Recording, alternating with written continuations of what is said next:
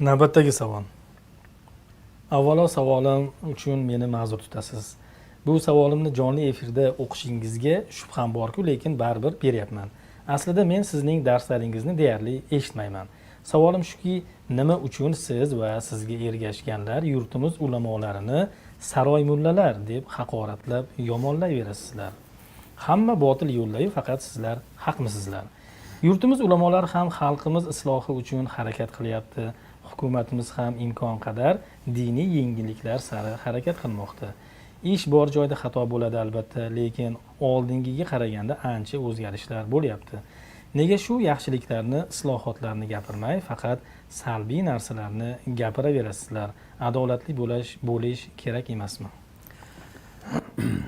Bismillah, alhamdulillah, vassalatu vassalamu ala rasulillah va ba'd. Juda yaxshi savol bu. O'zi bunaqangi savollarga ko'p haqiqatan javob bermaymiz, bunaqa nimalarga. Javob bermaganligimizni ko'pligidan hozir o'zi savol beruvchi ham aytayapti, o'qimasanglar kerak deb. Lekin o'qidik mana, alhamdulillah. Avvalambor bizni masalan shuncha yildan beri da'vatimizni kuzatib kelayotgan odamlar, masalan necha yildan beri alhamdulillah Allohning fazli bilan shu nimada o'tirgan bo'lsak, da'vatimizni kuzatgan odamlar bizda bu masalan o'zbek hukumatiga teskari odam, qarshi odam deb bilishi noto'g'ri deb o'ylayman men. Masalan bo'lib ham masalan davlat rahbarini masalan Mirziyoyevni haqida bir yomon gap gapirganimiz yo'q. U kishini haqida masalan yaxshi ishlar bo'lsa doim biz qo'llab-quvvatlab kelganmiz.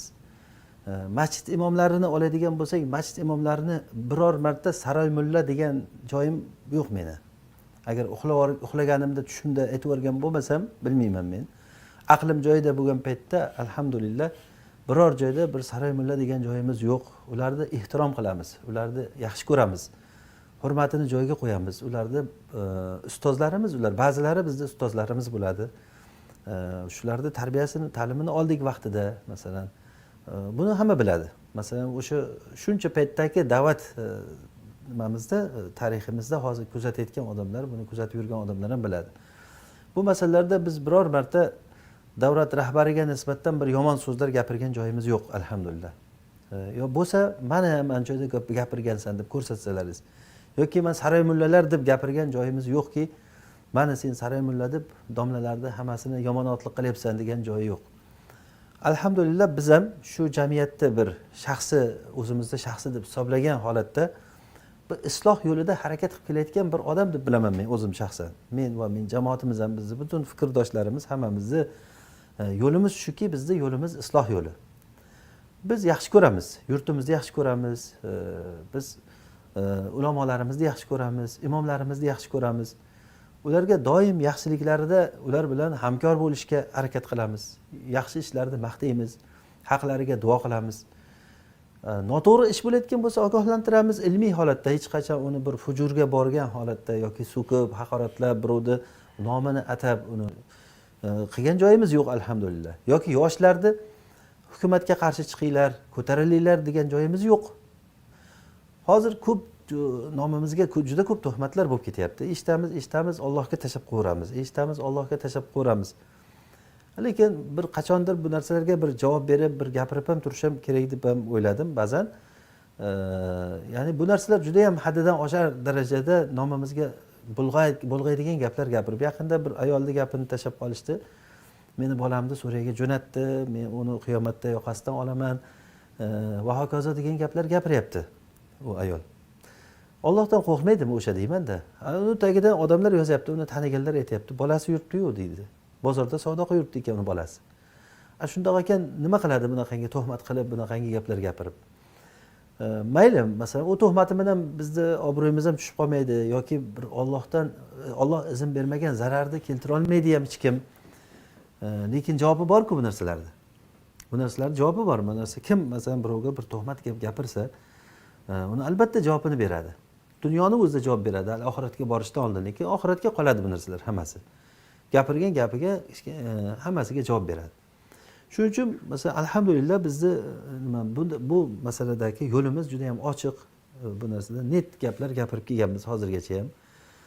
Biror bir joyda biz hukumatga odamlarni tezlab qarshi chiqinglar, ko'tarilinglar yoki bular dushman, bularni unday qilish kerak, bunday qilish kerak degan narsa hech aytgan joyimiz bormi? yoki saroy mullalar deb aytgan joyimiz bormi? Domlalarni yomonlagan joyimiz bormi? Ularni yaxshi ko'ramiz, hurmat qilamiz ularni. Ular xizmat qilyapti, Alloh rozi bo'lsin. Minbarlarda turib qo'ldan kelgancha xizmat qilyapti. Endi bir xil yoshlar bor. Saroy mulla deydi, masalan, domlalarda bir kamchiliklarini ushlab olib turib, bunday qilyapti, bunday qilyapti. Xato kimda yo'q? Xato kimda yo'q? Hammamiz xatokormiz. Men doim shuni takrorlayman. Biz hammamiz xatokor odamlarmiz. Xatomiz uchun istig'for so'raymiz, Alloh taolodan kechirim so'raymiz. Bizning maqsadimiz isloh. Isloh yo'lida biz o'zimiz yaxshi ko'rgan narsani boshqa birodarlarimizga yaxshi ko'ramiz.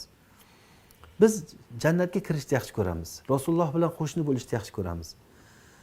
Mana shu yaxshi ko'rishimizni biz O'zbekiston hukumatiga ham, hukumat rahbariga ham, imomlarga ham, xalqiga ham yaxshi ko'ramizki, jannati bo'lsin ular.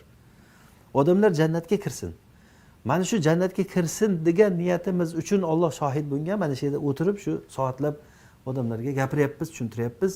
Odamlarni jannatga chaqirish uchun, yo'lga chaqirish uchun. Sen jannatga chaqirib fitna chiqaryapsan, jannat degan narsani gapirma sen deyishingiz mumkin. Lekin fitna chiqargan joyda qanaqa fitna chiqaryapmiz? Odamlarga, yoshlarga qaytankiga fitnani oldini olayotgan, doim fitnani oldini olayotgan gapni gapirmaymizmi? Bir savol berilsa, bu masala ixtilofli masala. Bu masalada bunday deb tushuntirib aytamiz masalani. Tushuntirib aytamiz. Hech masjidda o'lsang ham amin deb o'l deyapmizmi? Oyoqlaringni kir, hammaga tegiz, hammani asabini buz. Masjidda odamlar namoz o'qiganday qilma.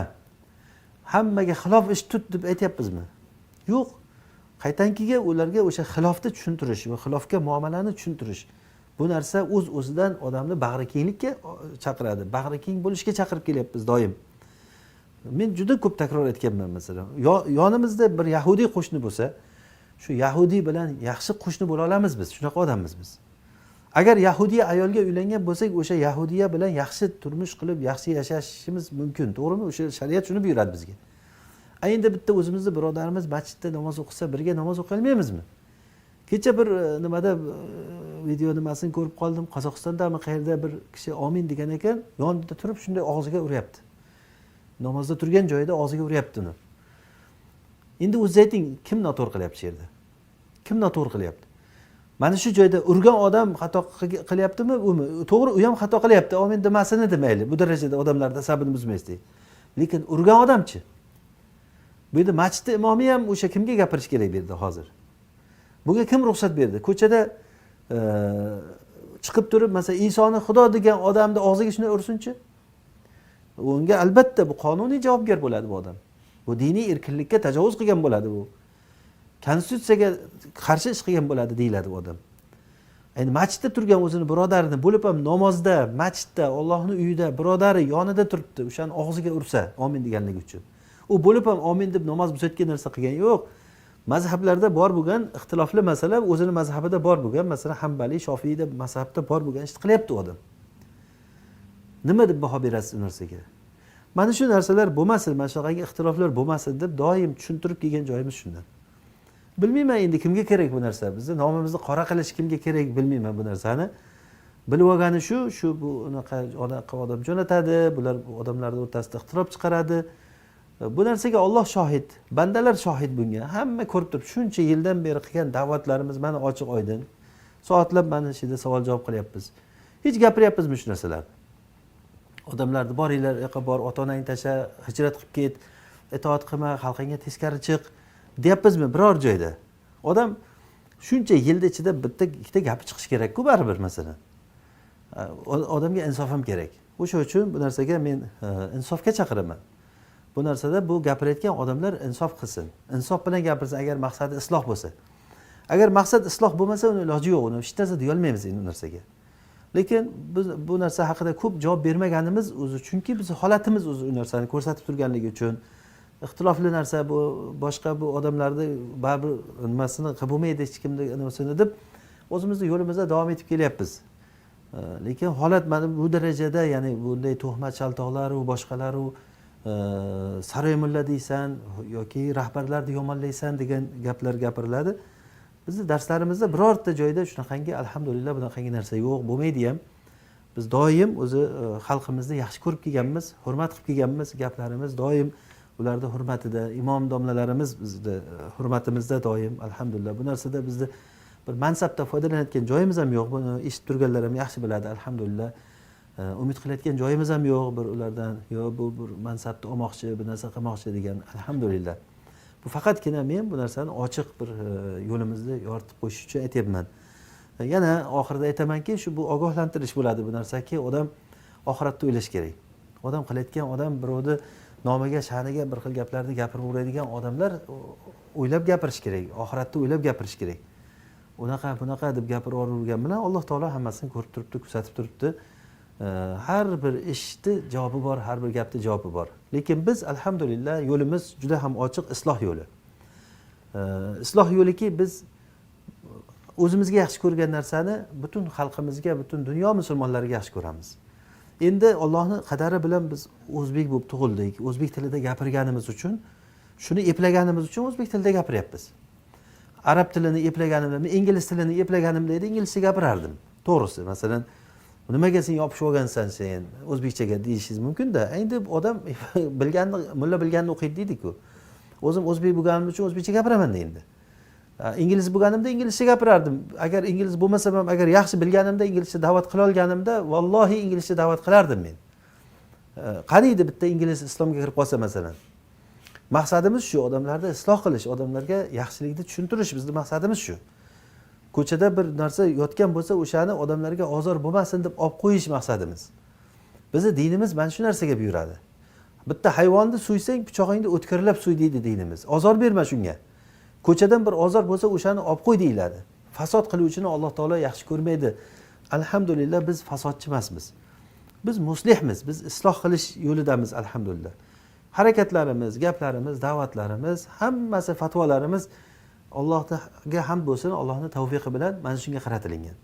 Biz jannatni yaxshi ko'ramiz va bizning gapimizni eshitayotgan odamlar, tushunayotgan odamlarni jannatiy bo'lishini xohlaymiz. Alloh taolo hammamizni jannat ashablaridan qilsin, gunohlarimizni o'zi kechirsin, hammamizni o'ziga tavfiq bersin yo'limizga. Rasululloh sollallohu alayhi vasallam bilan qo'shni bo'lib yashashni Alloh taolo nasib qilsin. Allohumma amin.